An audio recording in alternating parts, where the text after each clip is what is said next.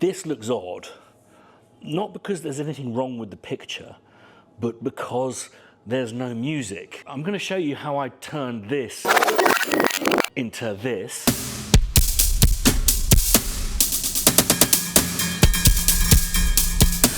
And how there's really nothing to be feared in creating short form music, particularly in trailer form as you see it here.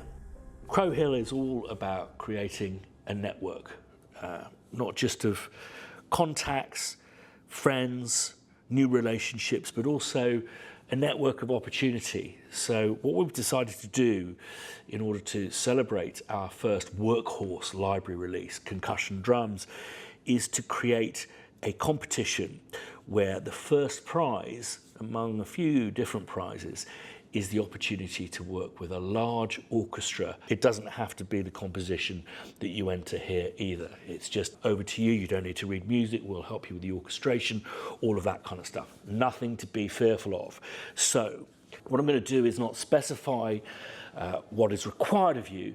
What we'll be interested in is the most original submissions. In my experience, pitches that I've done professionally, the ones that have been successful have been the unexpected, even if I didn't end up doing the unexpected on the job itself. So what I'm going to do is just dive straight into what I did here, and you'll see that it's actually a relatively simple sequence, and to take you through my thinking, really. I'm going to start with this area called duck's arse, kind of a 90s term for tight drums. It's a preset that I created using just the close mics and some very, very tight drums indeed.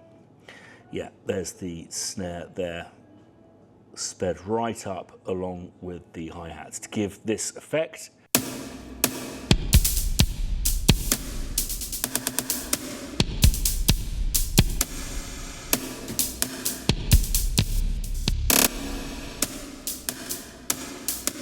So smashed absolute pieces. I thought I'd bring some of the disparities in levels together with a degree of distortion, and also to just add a bit of hair to the subject, so to speak.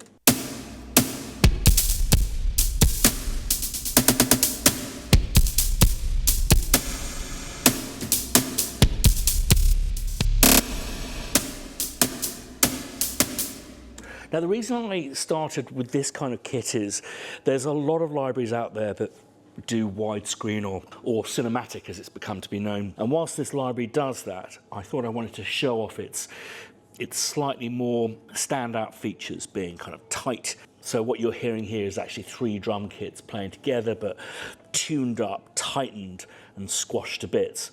But also, you'll notice a purposeful mechanistic quality to it. And if we have a look at this keyboard here,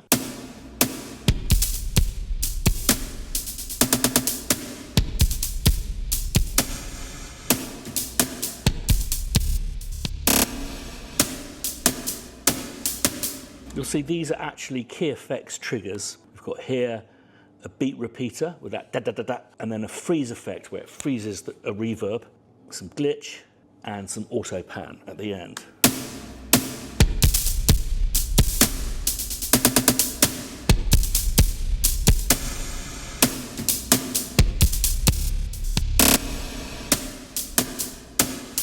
Also featured in this part are some tinkles, as I've called them, and we start with some gas cylinders. I love this sound so much.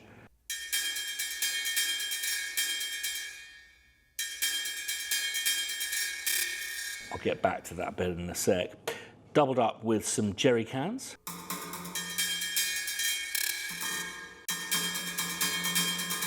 And you'll see on these single tinkle hits that I'm actually using the freeze function.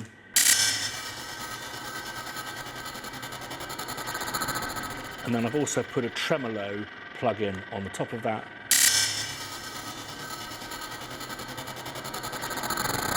So what you'll see here, if we scroll everything up, is actually 3 bits. And something that a lot of trailers do is employ the 3-act structure, which is how in the West we're familiar with storytelling. I think it comes from the Greek classics. And it's quite interesting when you watch maybe films from Korea or Japan, you'll see that they don't adhere so much to this 3-act structure. But it seems to work with trailers, a start, a middle, and an end. I basically wrote 3 different pieces of music. The interesting thing with trailers is often music that seems quite unconnected and jarring when you switch from one to the other piece seems to work quite well. It has a dramatic quality to it. So basically when I approached this trailer, I could see that there were 3 bits, and I wrote these 3 bits of music kind of independent of each other. And you can in fact hear that I'm getting ready to go into the 3rd piece of music by speeding up from 130 to 160. So a very different BPM indeed.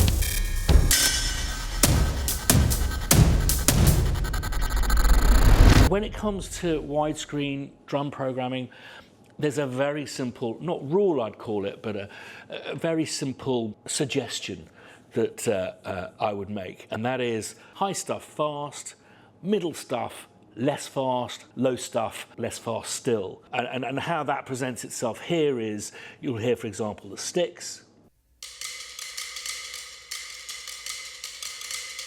It's my new favourite sound, the darbukas.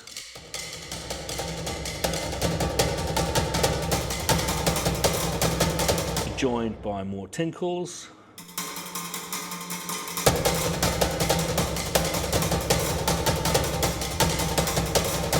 Now, if you were doing that on big whopping great Verdi drums or taikos, it would just be an absolute mulch. And I think the mistake people make with cinematic drums is just to go big and huge and fat and full bandwidth all the way. It doesn't make for a particularly useful rhythm track, especially when considering maybe some sound effects and stuff like that. So you'll see that's the fast stuff. Then our medium stuff.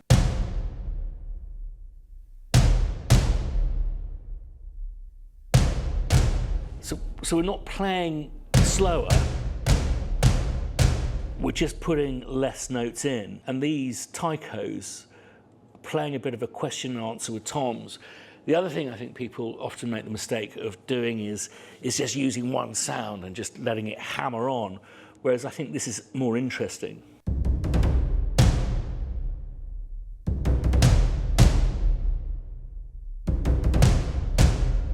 We've also got some octabands, and again, just a variety of different tunings, different drums, to create something that's a Q&A that has more timbral detail without just having everything slamming together.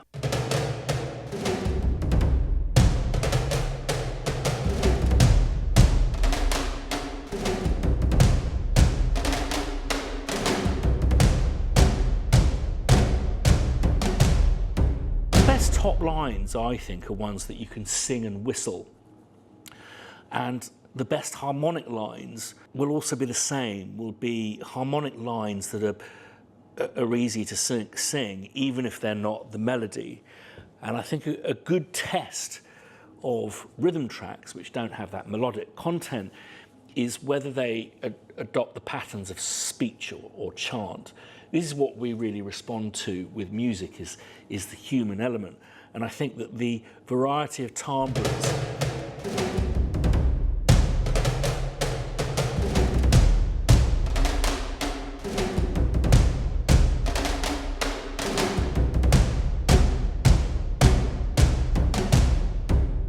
greater credence to the masses that you have gathered for this arrangement. And last but not least, our lowest drum, the Grand Cassa, and I'm just using it to kind of mark the one of the bar. Now, if you were going on that, it would just be a waffle. Let's put it all together.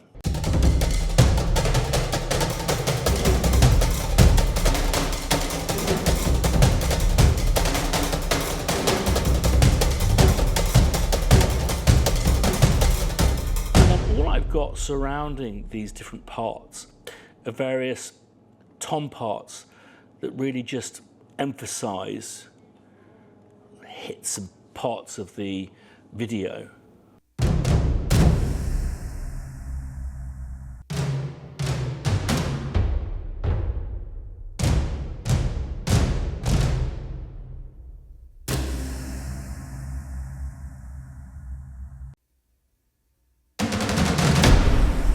Ooh. I've also bounced down some of these drums and used reverses, again as a way of really sucking you in. I'll just take you through the intro and the little tag at the end. We've got this piano part.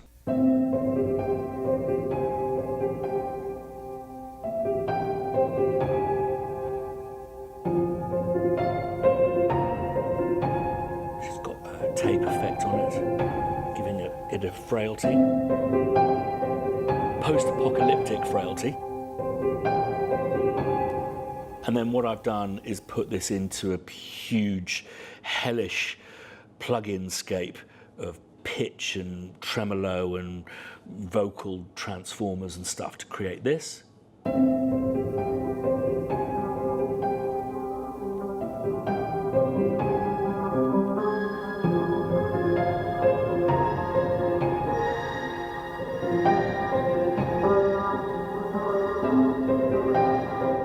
Finally, we've got dulcet voice, Dot Allison, amazing indie singer-songwriter and composer, and it's just a very simple composition, but what I've done is I've split it off into different voices, like you would do if you were orchestrating, and that is so I can treat them differently and separate them. You'll see that we've got them hard panned.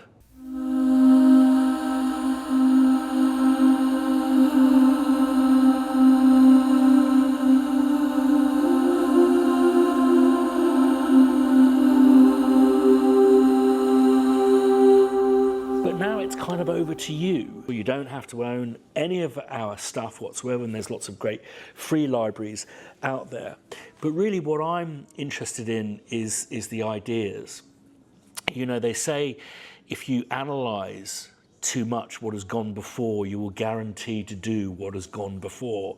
So I think it's a good opportunity to maybe pitch something that works really well to the picture, tells a story, is mindful of the fact that it's a trailer for a percussion library, but it'd be interesting to see how you can switch stuff around there. I'll show you how this turned out. The dotted I's, the crossed T's and the C's are all going to be in a link in the video description down below. We want to showcase the 3 finalists and announce the winner during our next podcast, which is dated here.